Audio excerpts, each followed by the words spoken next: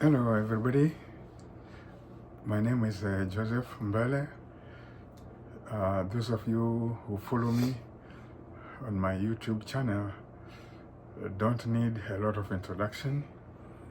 I've said again and again, I'm Joseph Mbele. I teach at St. Olaf College, and I have a YouTube channel.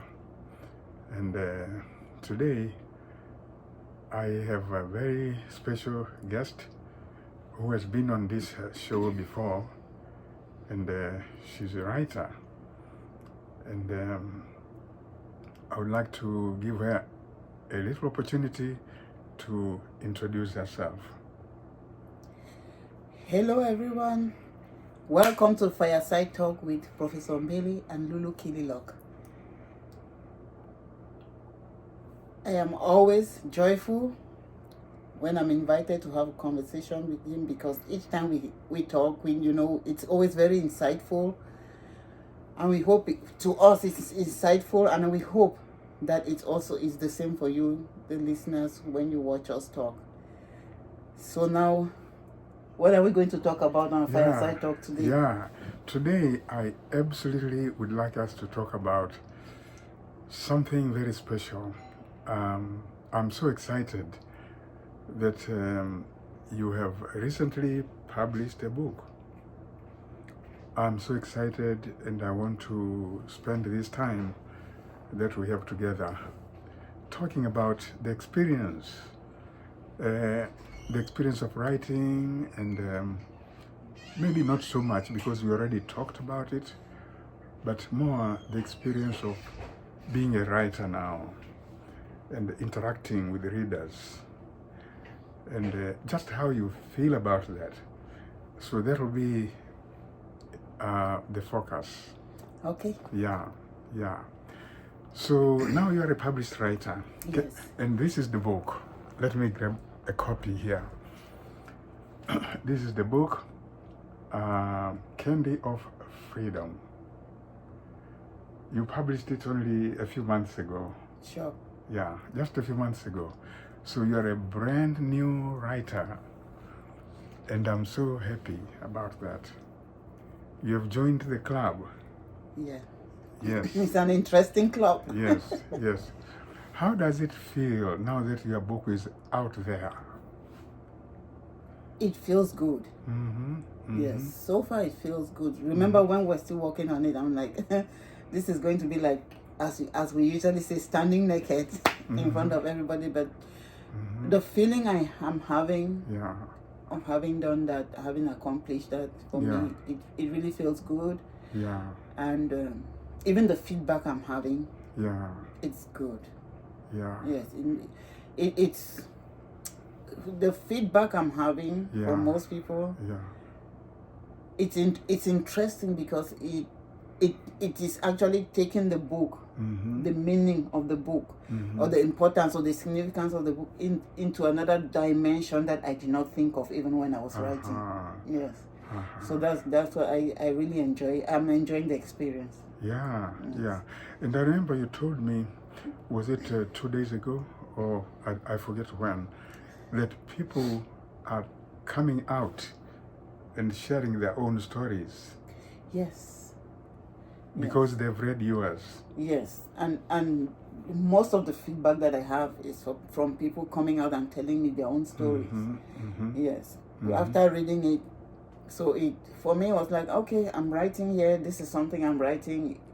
Maybe some people might understand my experience. Maybe some people might not understand my experience. Yeah. But I realized what it does to most people. What I'm talking about. It gives people the room. The room to explore their own lives. Yes. And I've had many interesting conversations, many interesting stories about how the book made them think about their own experience. I remember there's somebody that I grew up together with. He read the book and he said, we had the same experiences. Why is it that you felt this way? And I said, because it was me. And you are you. So you cannot determine how my experience will be.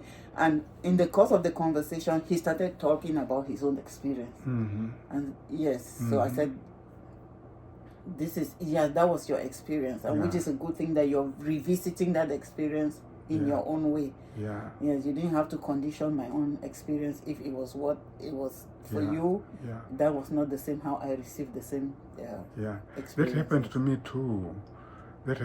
too. After I published that book, Africans and Americans, Embracing Cultural Differences. Americans came out to tell me their own adventures or misadventures in Africa. Yes. Hilarious stories. Yes. And Africans came out to tell me their experiences here. And what's most interesting is this. The people who come out sometimes are very quiet people, but they are so suddenly inspired to be talkers. Yes. And that's one of the satisfactions of being a writer. It tends to bring out in people, the desire to tell their own story. Yeah, it really feels good to know that your book adds value to somebody's life. Yeah. Yes. And it pleases you as a writer. Yes. To just know that it has touched people. Yes. Yeah, it has touched people in very interesting, perhaps unexpected ways. Unexpected and meaningful, yes. Yeah. Yes. Yeah. One of the things that I want to state here so people can hear this, I feel you are a true writer. And what do I mean? Recently, I've been following stories of, writers or people who wrote a book, stories on social media, Facebook and other places. And constantly, they will say, I've written a book and nobody's buying it. I've written a book and it's not selling. And I'm telling myself, these are not true writers. Because their motivation, the impulse, was not just to write a book. They wanted to get money, to sell a book. In your case, and you have told me this in a very compelling way, that you had a story you carried with you for 20 years. It was with you for so long, and finally you have this book. Finally. Now, that is what I call a writer. You didn't write this for the sake of making money. You wrote it because it was necessary for you to get that story out. Yes. And it has been with you for 20 years. That is my own way of defining, a writer. I think you are a true writer in that sense. Well, thank you, because I would like the book to sell 1 million copies in 1 hour, but also It was not the primary motivation. It was not the primary motivation. Yeah. For me, it was, as I say, kind of freedom. It was liberating my brain, myself, from that, from all the things that have been packing down inside of me. So that was the first thing that I wanted. It was a form of liberation. It was a form of unloading. Yes, and I have always loved writing. One of my best subjects in school was like English literature. So I can tell you, we read the Othellos, we read all the Macbeths and the Shakespeares and stuff. So my grammar might be a little bit more of the English grammar, not the American grammar. So it is because of the background, and it's to tell you how deep I have been with my English literature and how I love writing, and I love that. I still carry with me the values that I had more than 20 years ago with the English literature and my love for writing. And that's the key word, love of what you are doing. Yes, I love it. And nothing will stop you once you love it. No. And that is the motivation that I'm talking about. At least now you know that I am unstoppable. Yeah. That is the motivation. And so I said, we need to talk about this because I think that is what a writer, what a true writer is. Somebody who is driven from within to tell a story, to say something. And you said after you've done it, you find it very liberating. Oh, yes. Yeah. Personally, yeah. yes. Personally, I've used yes. the same kind of language on previous videos on YouTube. Mm-hmm. I have used the same language that once I've written, there's this sense of relief. Yes. Something has gotten out of my system and I can now proceed to do some other things. That thing is gone, that thing is done. I'm now able to concentrate on other things. Yes, and I was going through a lot of also spiritual evolution in the course of all of this. So this book also was another step in that evolution. Yes.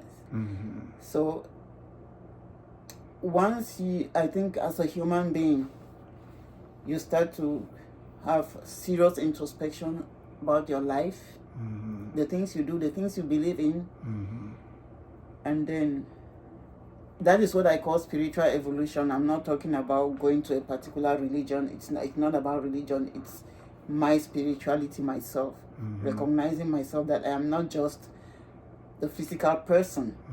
I'm also a lot of things that people don't see. And I realize 99% of me, people don't know and they don't see it. And I struggle with the 99% of me, even than the 1% that people see outside. So for me, writing this book, which is a little bit, it is more of part of my 99% that is coming out.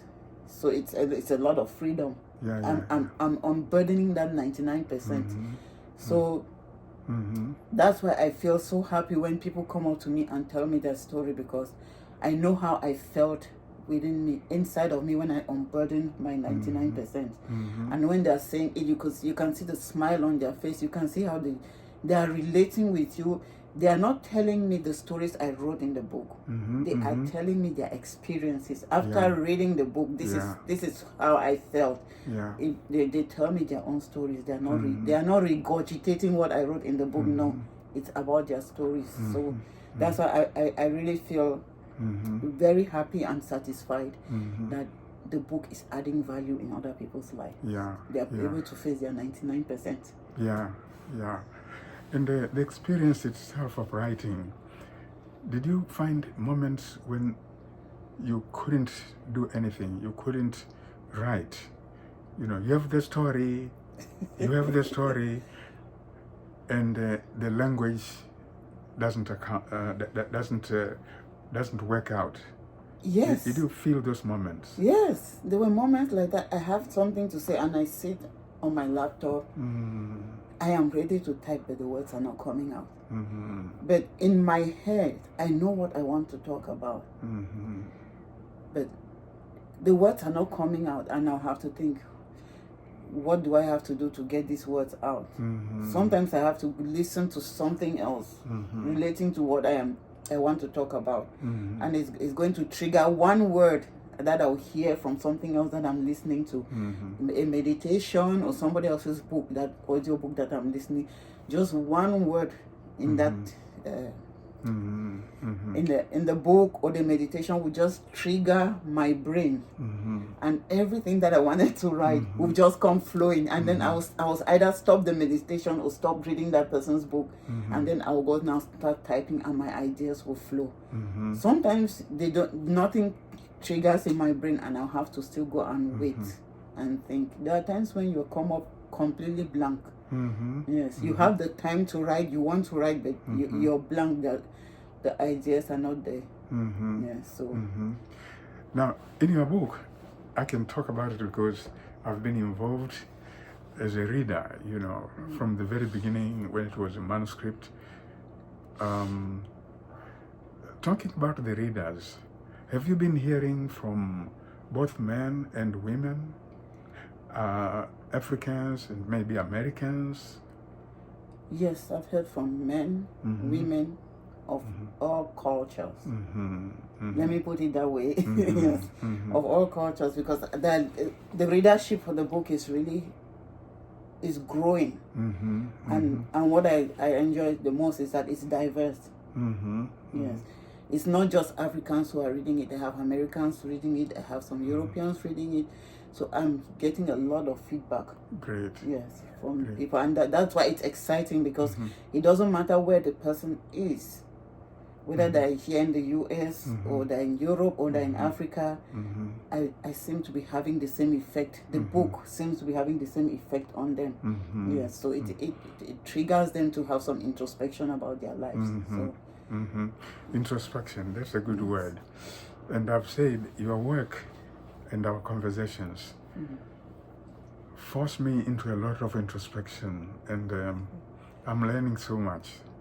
I'm learning a lot, and I just wish everybody would engage in introspection. I like that word. Yeah. So this is your first book, and I don't know if I should let out the secret. I know you are working on a second one. Yes. Yes, and I've been so busy reading it, and I'm excited that you are working on a sequel. Should I call it a sequel? I think it is, because it follows on some of the issues you say here. Yes. Yeah. Yes. It expands on them. Yes. It goes deeper. It goes deeper. Yeah. Yes. Yeah. And it also raises different dimensions or emphasizes certain things. Yes. So it is a sequel. It is a sequel. When should we expect that one? I'm kidding, because tight-lipped, but it will be coming out soon. And is there something you would have done differently in terms of just writing this first one and then having it published? Do you feel like there was something I could have done differently? No, I don't think so. I'm loving the experience. I'm loving the experience. I'm loving the way I published the book with my voice. I am also loving the fact that I also have to promote the book. Yeah. Because the fact that it is published does not mean that it is the publisher's duty to promote the book. So I'm also having that experience in promoting the book out there for people to read. I am growing the readership, so it's a holistic experience, not only as a publisher, but also as a marketer. You have to market the product that you have out there. So I love the experience now. Yeah, and that's something I've learned firsthand. And aspiring writers need to hear this.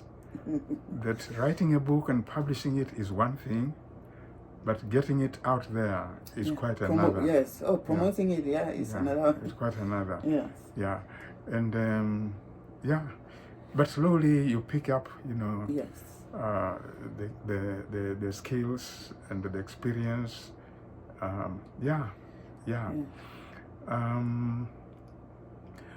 What advice would you give to writers? People who are aspiring to write, and they have never written a book, and it's their first experience, for example. Look, this book was all in my head. So if you're an aspiring writer, you definitely have your book in your head. Just write it out. You should not bother whether it resembles something that is already in the market. Don't think about whether academically somebody will approve it, because academia has its own way of doing stuff, but the human being has their own way of doing stuff. So what is in your head and you want to write, put it down and start working on it. Don't be afraid if your idea is already in the market, or you don't let fear stop you, or doubt stop you from writing out what you're writing down, what you want to write. It's easy to give in to the doubt and fear that people will read. I also had those questions like, these are my personal experiences. So what is it there? What will be of interest to anybody? But now I know what I wrote. People are interested in what I wrote. And for me, when I wrote, I guess, the first book, when it was published, I began to have misgivings. I began to be a bit sad, actually. You know, what have I done? You know, what have I done? How are people going to view me? You know, and it took a little while to get back my confidence and to get over that and to be comfortable with the fact that indeed I have my words out there. I think having you as a mentor also helped me, because we talked about these things. Yes, in the process of it, we talked about it, and in a way it prepared me. It prepared me for what is ahead. Yes, the self-doubt. The disappointment, the marketing. So I was already aware of the challenges that will be ahead, and I prepared myself to. I prepared myself for that. So, and some of them, like, what have I done? That was before I wrote the book, but after I wrote the book, within 2 weeks or so, I was just fine. I was really comfortable. And I'm quite sure with that experience, you are now ready to rock. You know, with the second one. If you say so. If you say so.